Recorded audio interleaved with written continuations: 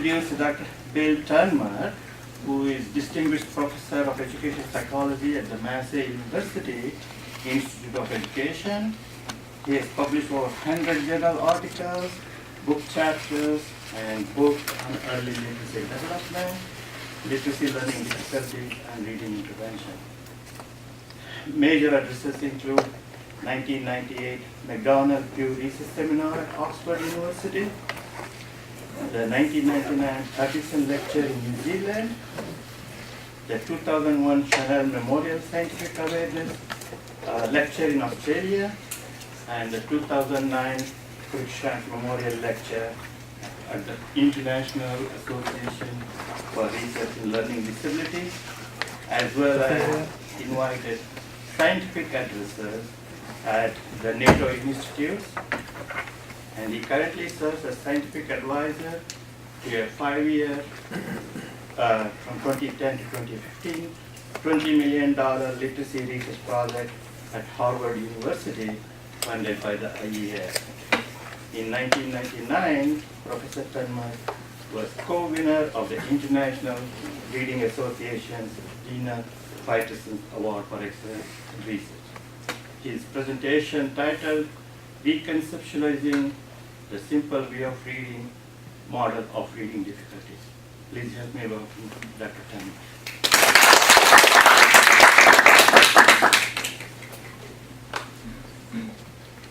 Thank you for those kind words, Malt.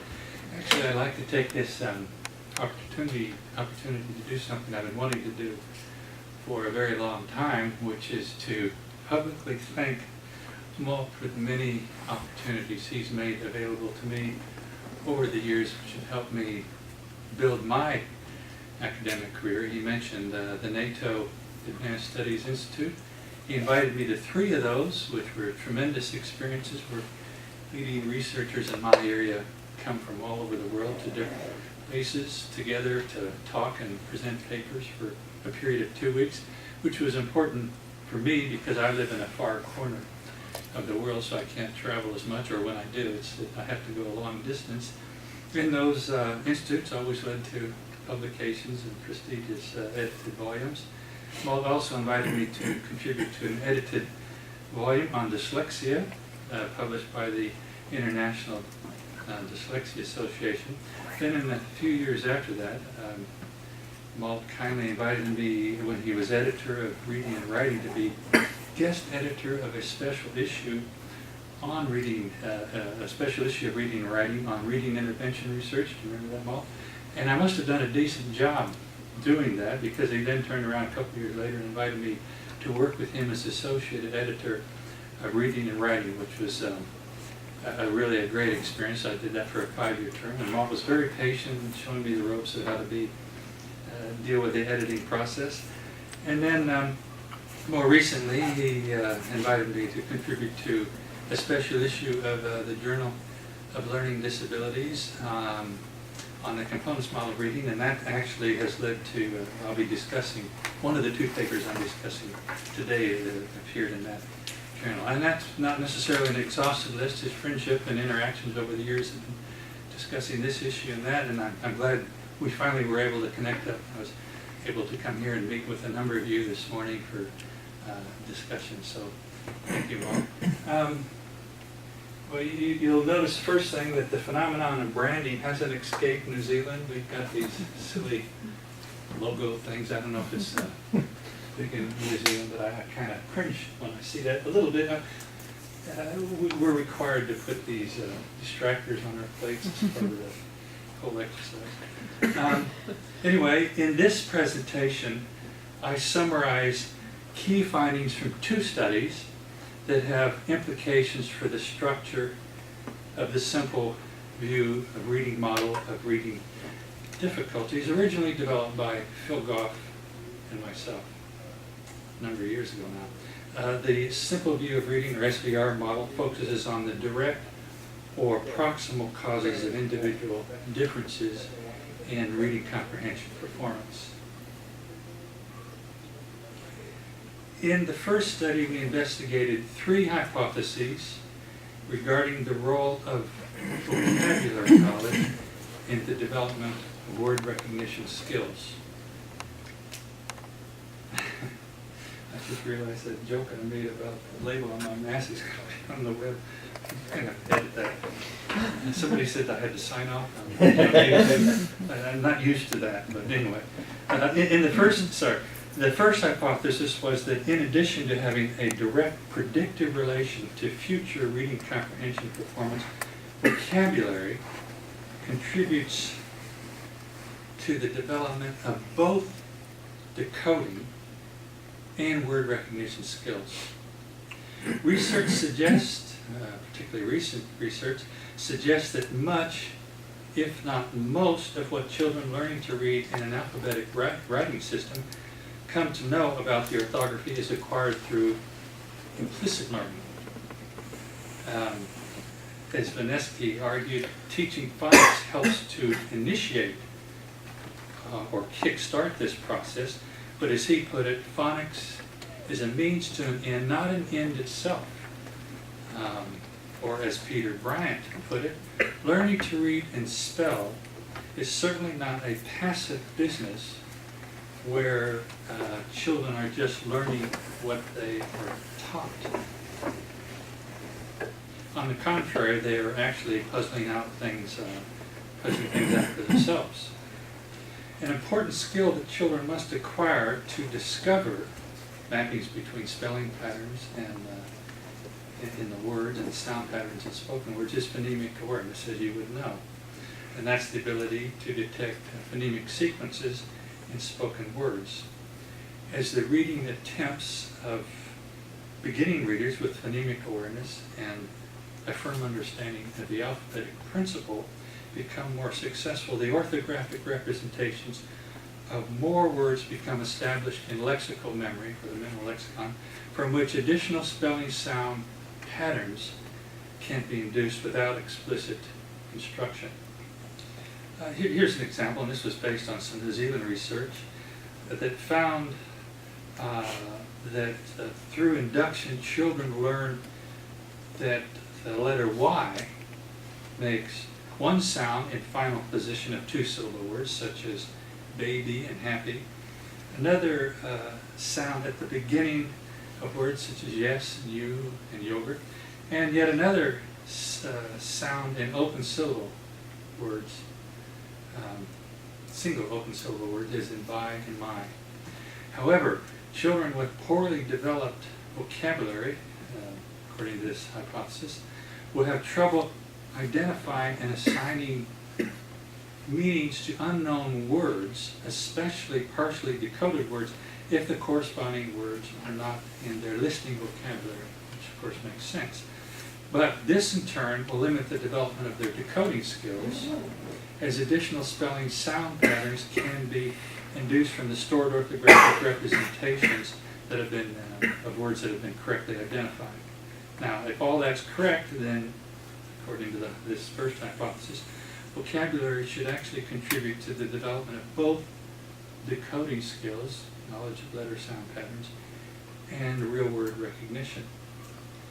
The second hypothesis investigated in this study was that vocabulary contributes to the development of word recognition skills indirectly through a variable called set for variability, which Vanesky claimed, it's a term he introduced, Dick Vanesky claimed is an essential skill that children must acquire to learn to read in alphabetic orthography such as English. Initially he thought it was just for English because English is such a messy orthography, but as I'll mention in a moment, turns out to be true in general.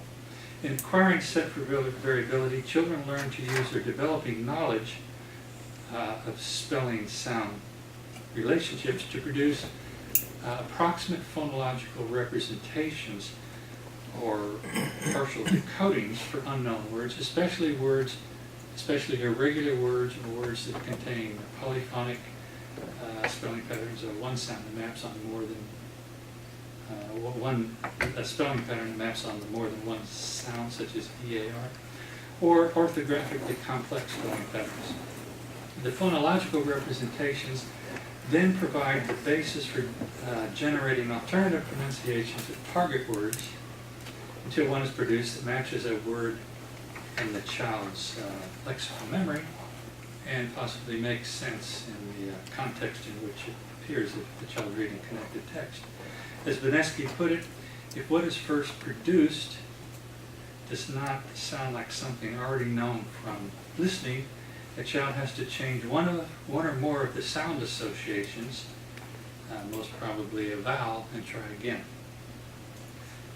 An important question posed by Vanesky was this: if set for variability is so important in acquiring decoding patterns, the use of which is essential for developing automaticity and word recognition, then why do some children acquire this skill so easily, whereas others do so with great difficulty? And so that's what we wanted to address in this third hypothesis. And we identified 3 factors that may contribute to variation, individual differences in the ability to acquire set variability. One being vocabulary knowledge. As noted earlier, children should have difficulty identifying approximations to spoken words if the target words are not in their listening vocabulary, or if the phonological representations of the words are weakly established in the mental lexicon. Phonemic awareness, the second factor there, was also hypothesized to be required in performing the operation described by Vanesky, in which children vary one or more of the sounds and approximations to spoken words in an effort to find a match to a word in their listening vocabulary that is contextually appropriate. Then finally, the ability to use sentence context to select the correct word among a set of candidate pronunciations generated from approximations to spoken words requires sensitivity to the semantic and syntactic constraints of sentences, or what some have called syntactic awareness.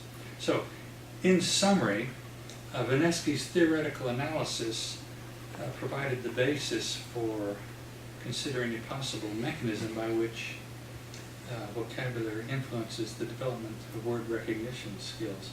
Now, I just might mention this was in a book that Vanesky wrote in 1999 called The American Way of Spelling. And in that book, he was contracted to write a version of something he wrote earlier in the early 70s. And he's probably written the most thorough analysis of English orthography of anyone. But it's, as it happens, it's very, very complex, as it turns out. And he was asked to make it more accessible. I would argue, if you have attempted to read that book, he was not successful in that effort. But toward the end of the book, if you really have to try to wade through all the material, he does talk about the implications of his analysis for teaching children to read. And that's what's so interesting and surprising. His views are, as it happens, not unlike my mentor, Phil Goff's views, and the idea that a lot of these patterns are acquired through induction and implicit learning because they're quite complex. I'll go into that in a moment. So if you want to skip all that stuff at the beginning and read what I'm talking about, just go to the final chapters, which are very interesting. To test the predictions, we examined data from a longitudinal study, a 3-year longitudinal study of beginning literacy development, in which several reading and reading-related measures were administered at different time points, beginning at school entry when the mean age of the initial sample of children, 152 children, was 5 years, 1 month. As I mentioned this morning, children enter school in New Zealand on or close to their 5th birthday. Today I will focus on the key findings of the study, which came from analysis of the relation of measures taken toward the end of year 1, when the children are 5 years, 9 months, to measures taken toward the end, toward the middle of year 3, when the children are 7 years, 6 months. The tests included, as I've listed here, measures of phonemic awareness, which was assessed by a phonemic segmentation test that we developed earlier, a syntactic awareness measure, which was assessed by an oral close test using a handheld puppet where the child had to sort of fill in the blank, so to speak. Vocabulary knowledge, which was assessed by a measure of breadth, vocabulary breadth, as opposed to depth, if you know that distinction, the PPVT. Letter sound knowledge is assessed by a non-word reading task. I'll come back to that. There's a particular way we measured that that's key to this study.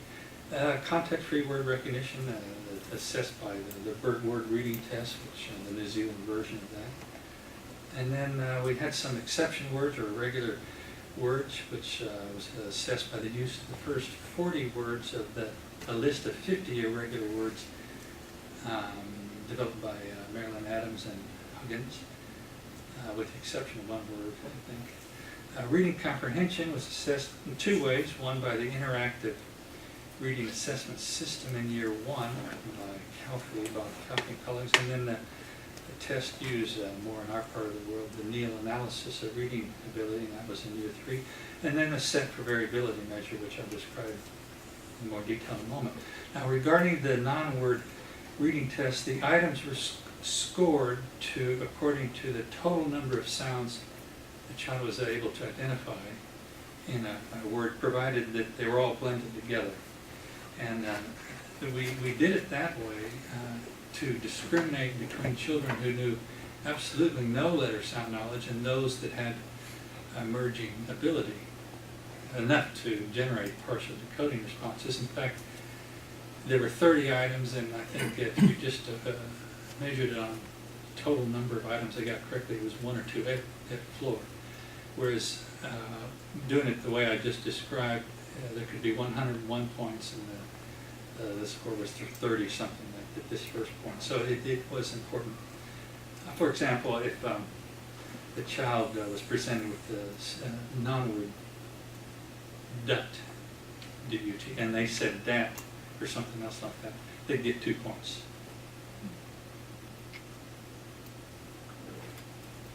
Now, set for variability, remember this was to measure not so much, pseudo-word tests are used to see how children can go from a printed word to an approximation, but this is the next step in the process. How do they go from a partial response to identifying the target word?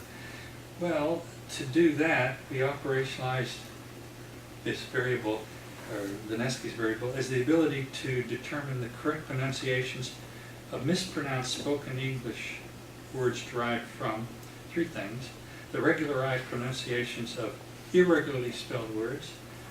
I give the example there, stomach pronounced stomach, or you could say wasp pronounced as wasp. The incorrect pronunciations of words containing polyphonic spelling patterns, one spelling pattern that can be mapped on 2 or more sound patterns, like glove was pronounced like clove, and approximations to correct pronunciations based on the application of context-free spelling rules. For example, kind pronounced like pin. Research initially carried out by some of the Haskins people, but it's held up to be the case in general, indicates beginning readers initially acquire relatively simple 1-to-1 spelling sound correspondences that are, for the most part, insensitive to position-specific constraints or the presence of other letters. For example, that famous example by Bernard Shaw, I think, G-H-O-T-I. I haven't met a person yet that doesn't say goaty. But, when I present it to the class, nobody says fish. But that's because that GH, that's a position-specific constraint for GH. It might be something else at the end. Anyway, that's what I mean by contextual constraints. Children don't initially do that. It's more 1-to-1. The set for variability task was presented in the form of a game, which children really liked, involving a handheld puppet that said things the wrong way. We actually did it in a couple of ways, one in context and one out of context, leaving those complications aside. So, what's the puppet trying to say? Lizard or schism, stomach. So, presented in table 1 are the predictive correlations between the year 1 measures and the year 3 outcome reading measures. These are so strongly correlated, we actually need to combine those, or no, just use that one.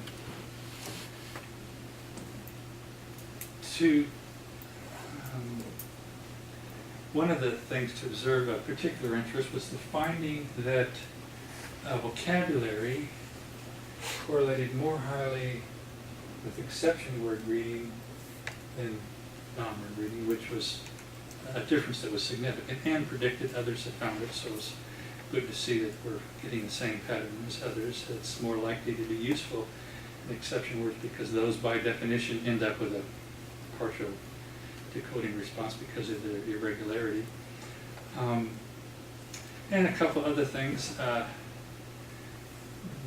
Vocabulary, as I guess would be, set for variability, you see the pattern here correlated more strongly with the reading word level measures, measure of letter sound knowledge to the non-word task, and these two measures of real word recognition, then vocabulary knowledge.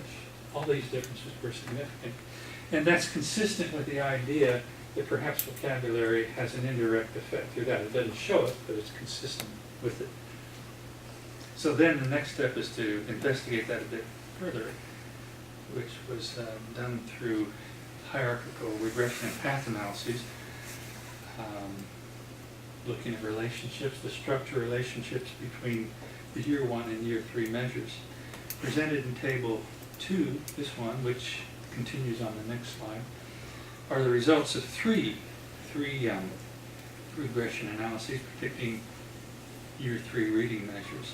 So to test the prediction that early vocabulary has a direct predictive relation to future reading comprehension, year 3 reading comprehension in the first model there, regression model, was selected as the criterion variable, and with year 3 measures of word recognition skills and the year 1 measures being predictor variables. Now, in this particular model, an attempt was made to control for autoregressive effects by that measure of reading comprehension in year 1, the iris, but children were performing, at least in New Zealand, so they were performing essentially at floor levels, so really, and that's not surprising because you need a fair measure of word recognition skills to derive meaning from text.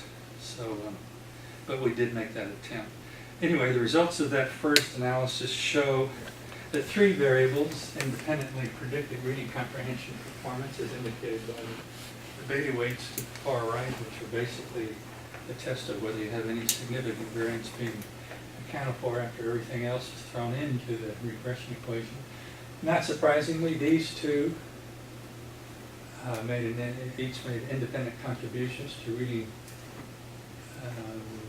comprehension performance in year 3 because children need to correctly identify the words of text and successfully decode the ones they don't know to be able to derive meaning from text.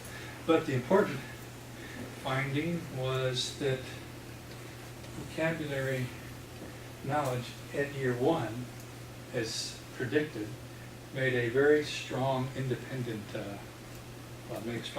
contribution to year 3 reading comprehension, which is consistent with others have found, and also an important point that is underscored by that finding, which is that during the early stages of learning to read, vocabulary typically doesn't show up as a major factor in reading comprehension performance because, as noted earlier, the ability to recognize the words of text limits the ability to derive meaning from text, but it does suggest that it's important later.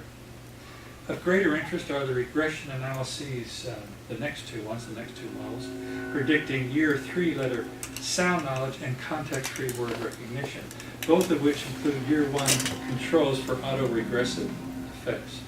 So the results of the second regression analysis show that in addition to the expected contribution of year 1 letter sound knowledge. Two other variables also made independent contributions.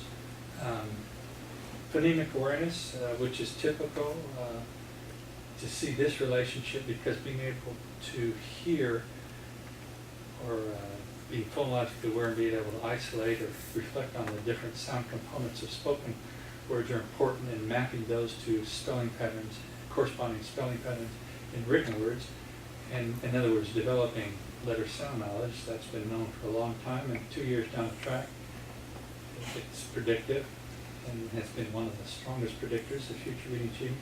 This one's to control for autoregressive effects. It's not surprising.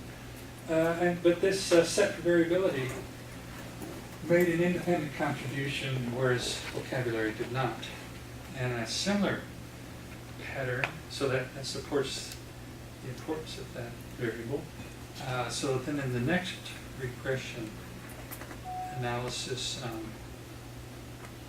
the third regression analysis showed that set for variability continued to make an independent, in year 1, set for variability continued to make an independent contribution to year 3 context-free word recognition skill as measured by the BERT test, controlling for all these things.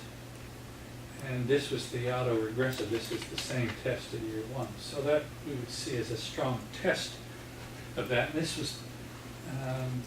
was put in there too, because it's widely known that making use of letter sound knowledge is a major mechanism requiring for achieving automation or context-free word recognition, or what Linnaeus might call sight word knowledge. Now, don't be put off by this next. It's a path diagram. It generally puts people off. But I'll try to explain to make it easy. It just, the big thing here, these are year 1 variables, these are year 3 variables, but what happens with a path analysis, it's essentially representing what you get in models of regression analysis. We couldn't do structural equation modeling on this particular set because we didn't have multiple measures of the variables. But the big thing is that year 1 vocabulary made a direct effect of future reading comprehension performance, whereas vocabulary affected year 3 word recognition and decoding skills, not directly but indirectly, these arrows here, through set for variability.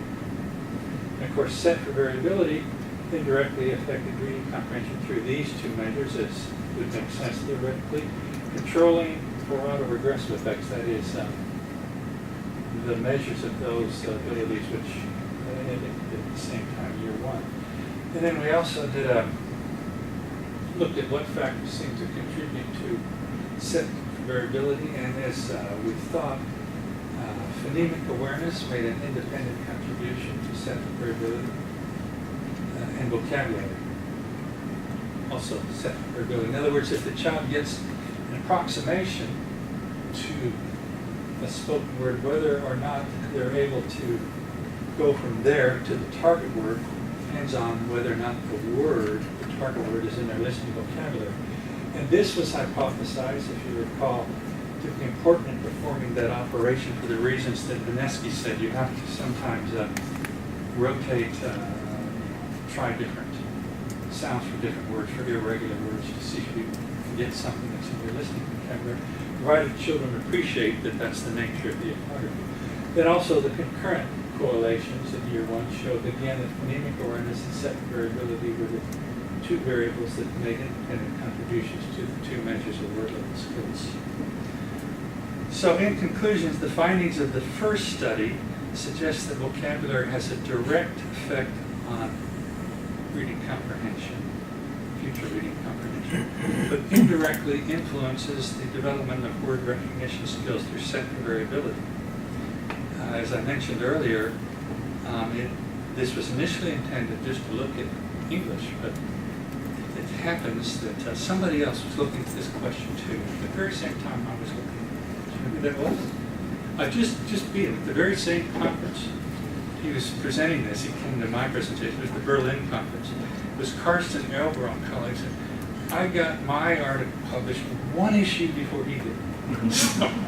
Sometimes you win, sometimes you lose. No, he confirmed a lot of this. But what he did was show that this sort of variable, he did it a different way, but it's not only important in irregular orthographies, but that it's been reported as playing a key role in Dutch, relatively shallow orthography. That is, the letter-sound correspondence is a more systematic one-to-one.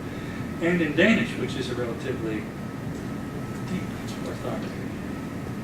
And he seems to be continuing to do work on it. Now, the aim of the second study was to determine whether vocabulary should be included as a separate component of the SVR model. Just a quick review of the simple view of reading model. It proposes that at the course's level of analysis, reading comprehension, R, can be decomposed into two constituents: word recognition, fast accurate word recognition, called D, and oral language comprehension, C, both of which are necessary and of equal importance. The model claims that the process of extracting and constructing meaning from text will be impaired if the child has trouble recognizing the words of age-appropriate text and or has trouble understanding the language being read.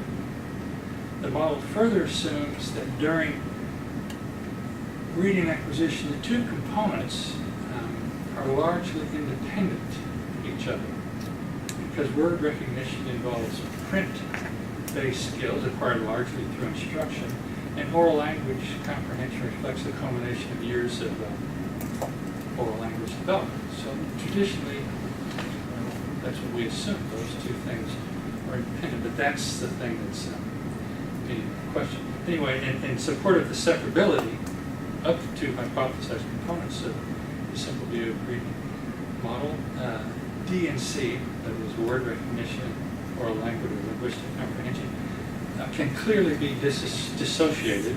It's demonstrated two ways. First, by children who understand text when it is read aloud to them, but cannot recognize the words even after having received evidence-based instruction and intervention. These children are often diagnosed with dyslexia. And second, by children who can read words accurately, but have difficulty constructing meaning from text. These children are often referred to as having specific reading comprehension difficulties for a whole range of reasons. Supporting the relative independence of D and C empirically are a number of studies that show that D and C each make significant independent contributions in the variance for R, for reading comprehension.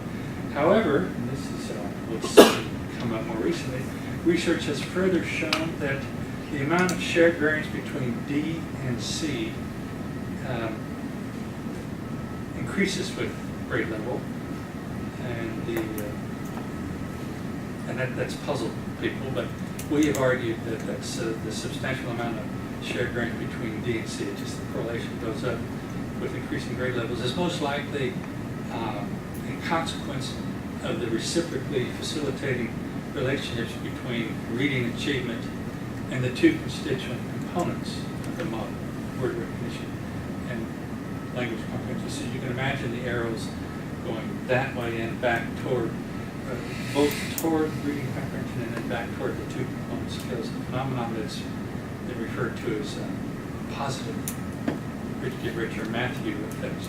That is, reading itself actually improves both word recognition and language comprehension. The children become better readers, both the amount and difficulty of the material that they have to goes up. And so the material they read is more advanced in terms of a number of characteristics.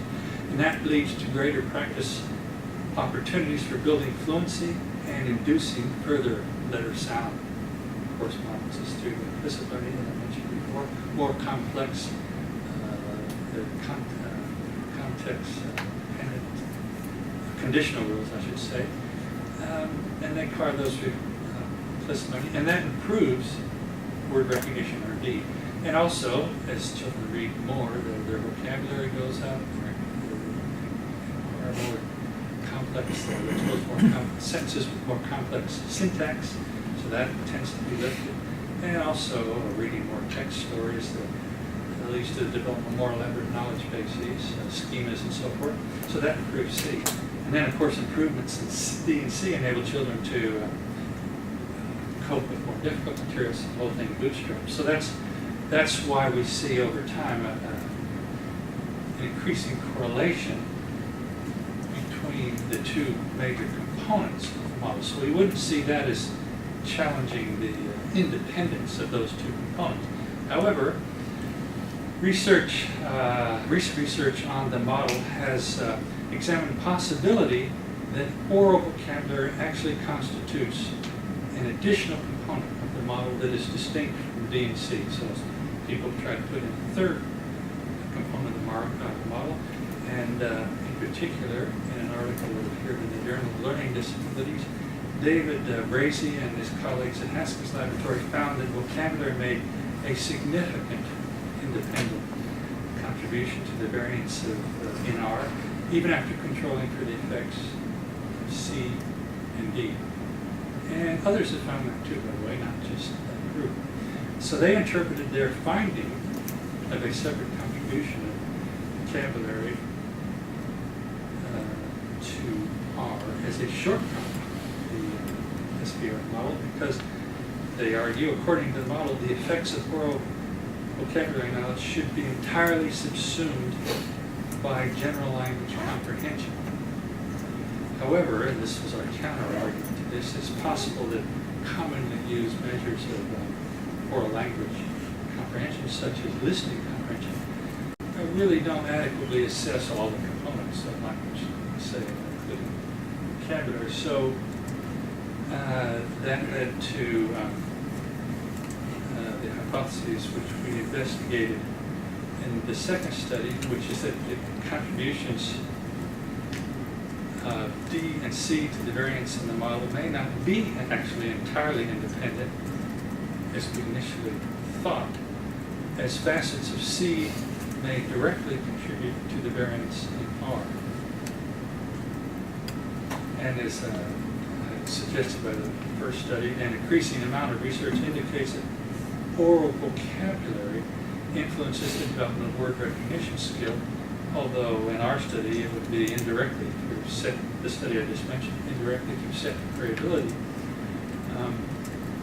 However, C, which includes vocabulary as a component, would therefore be expected to influence R not only directly, and that of course is because children with limited understanding of the words of spoken language should be impaired in their ability to derive meaning from text, but C would also be expected to influence R indirectly through its influence on D.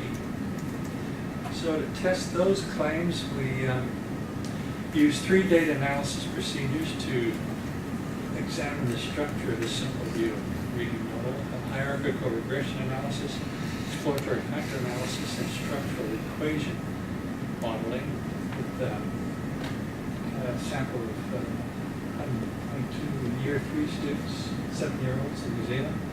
And they were given these tests in the people for vocabulary knowledge, PPVT, a letter sound knowledge, a non-word reading task, 2 measures of context-free word recognition, the RAT, wide range achievement test, and the BERT test.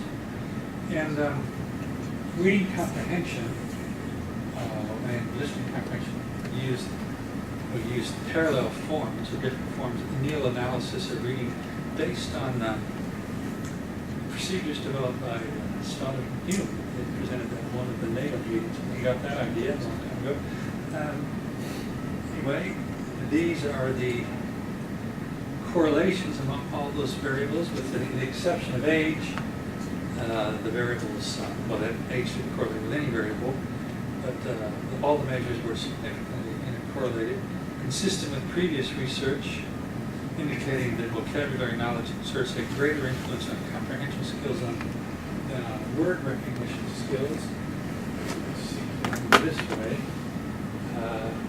It certainly seemed to correlate more highly with listening and reading comprehension, which makes sense. You need to understand the words you're hearing or reading, know the meanings of the word you're hearing. The child needs to know the meanings of the words they're hearing or reading to derive meaning from text.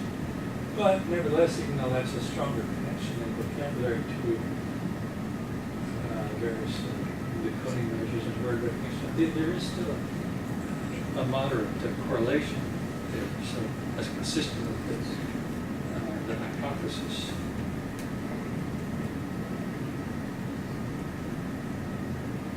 And I suppose, not surprisingly, well, in terms of reading comprehension, consistent with this simple view, mighty measures of 3, 4, 5. Yeah, these measures here are strongly related to reading comprehension, measures of word recognition skills, and of course, a measure of listening comprehension is strongly related. So that's all. So far, the correlations hang together as expected. But then to look at those three measures, we first did a regression analysis and actually ended up getting what Brazy and others found. Vocabulary does seem to contribute, make an independent contribution to the variance in reading comprehension performance beyond word recognition measures and listening comprehension. So these were expected, but then you can get that as well. And that would seem to then raise the issue of whether we need to add this as a separate component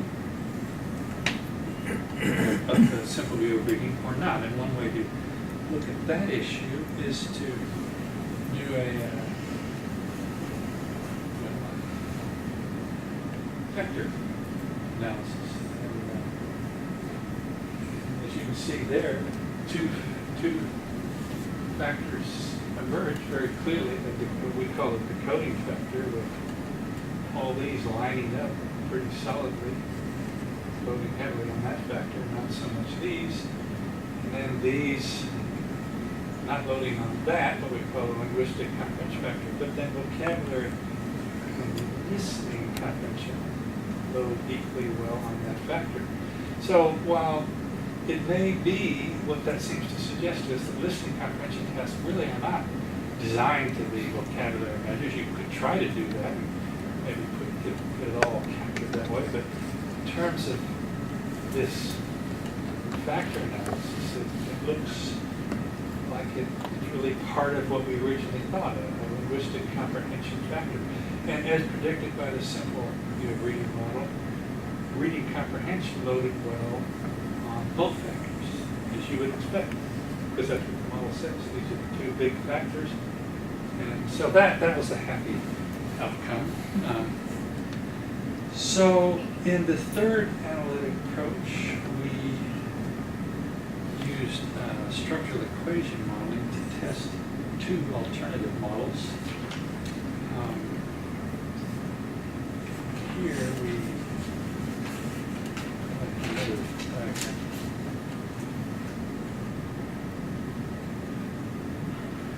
Well, anyway, this was the first model. All these reflected in one variable, and these two here. Listening comprehension. So we want to look at that model, doing the standard tests that are used in structural equation modeling. And we did in fact find that the fit indices, 4 or 5 of those, indicate pretty clearly. Well, one of the things we wanted to do is simultaneously measure whether there's indirect path that goes from here like that. So in other words, the linguistic comprehension, which includes vocabularies and components, not only has an impact there, but also has somewhat of an impact on development of decoding, which is something we found in that first paper. So there's an indirect path as well. And just as a test, we also ran it this way, on theoretical grounds, simultaneously, an arrow going from here to here. We wouldn't expect that because you wouldn't expect decoding, which is taught in school typically, to influence something to start developing almost at birth. So on theoretical grounds, we wouldn't expect that path to be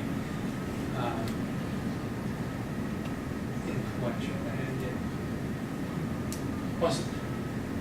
So this was significant. That wasn't significant. Now, what's critical and what's nice about structural equation SEM is that modeling is that you can kind of look at the fit statistics to see which one actually is better in terms of those statistics. And it clearly indicated that that second model, you don't want that to be significant, for example, where it was in the first one. And these other indices suggested that, in fact, the model I just showed you, that one, was a better fit to the data. And also there was some supporting the hypothesis and finding that the standardized estimate for the path from C to D, that 0.59, was substantially greater than the one from D to C. Just a huge number. So overall, the findings of the two studies suggest that although the fundamental two-component structure of the SER should remain unchanged, the independent components assumption of the SBR model may need to be relaxed somewhat, as C appears to influence R not only directly but also indirectly through D. And that may only be at a particular point in development as well. It may not occur so much at later stages. So it might be a phenomenon that shows up at one point, not at other points.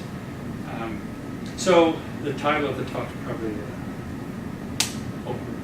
incorrect. It's not really reconceptualizing completely. It's a mind backing up for one of the assumptions, I suppose.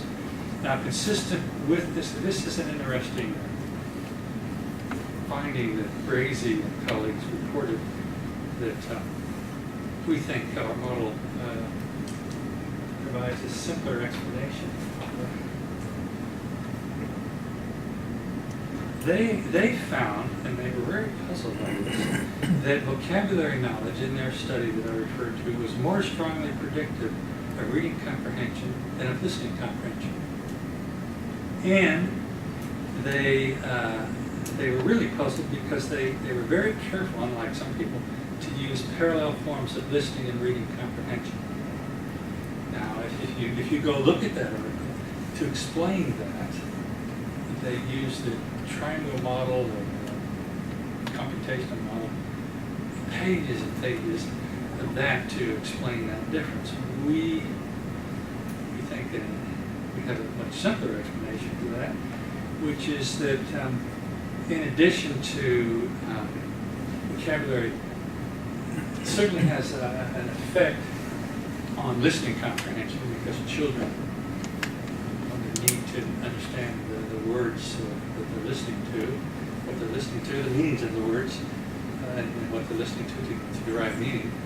But in reading, it appears that there's both a direct and indirect path that linguistic factors have. So the argument is the additional variance of, if you add the direct and the indirect paths, that variance from those two paths exceed the variance that's just accounted for by the one path from vocabulary knowledge to listening comprehension. We think that's a more scientifically parsimonious explanation, and I have presented this paper at Haskins. They're good friends, and we just exchanged views. I think I persuaded them that that was an easier approach. Something else that regarding triangle models, computational models that are very popular and among members of the TLAC at the moment. Not so popular with me, but one thing that Elbro pointed out when he did his work on the set for variability stuff, he said the dominant computational model really can't handle that. If you're familiar with the triangle computational model, how these are simulations of how we learn to read, he says there's nothing in that model. It accounts for how learners go from. It's one thing to go from decoding to the word, the rules that give you the right response. But in reality, and then you have a regular thing to get a partial decoding response and then go from that to the target word. The model doesn't have a way of handling that, so it's an area that needs more research. I think also in summarizing the work of these two models, which actually are written in these, find in these two studies, is that they have both, I think, theoretical and practical applications. Regarding theory, the findings may provide a way of resolving differences between two major broad theories in the field of this scientific research on reading. It's called the lexical quality model, the prophetic model, and the phonological processing model generally associated with the Atkins people, group. These are big picture models of reading acquisition and reading difficulties. I think what this possibly does here is that it links up some language things, lexical quality, vocabulary, with the model that this suggests that specifies linkages between the development of oral language knowledge, phonological processing skills, and word recognition ability, which then means the models aren't really competing against each other anymore. In terms of educational practice, the findings suggest that, in my view anyway, prevention programs for children at risk of reading failure should focus as much attention on improving these children's oral language skills, especially vocabulary knowledge, as on improving their phonological and alphabetic decoding skills. And there was a recent meta-analysis by Rulis and Newman that indicated that vocabulary interventions currently available for young children who are both at risk or are not sufficiently powerful to close the gap in reading achievement. So focusing on teaching word level skills during the early stages of reading should not come, anyway, at the expense of instruction on language and knowledge-based competencies. And from a simple view model, that makes sense because both of these are equally important, although as I mentioned, this one doesn't show up so much in early measures of reading because it takes a while before children can gain enough skill to identify a sufficient number of the words of text to derive from construct and extract meaning from text. So it's a bit misleading with some of the standardized tests that are giving overly focus on that. There has been criticism of that. So this needs to be there early because it'll show up later. If it doesn't show up right away, it's important. So these two should receive, there should be a balanced approach between those two areas, which of course is consistent with the simple view. Thank you.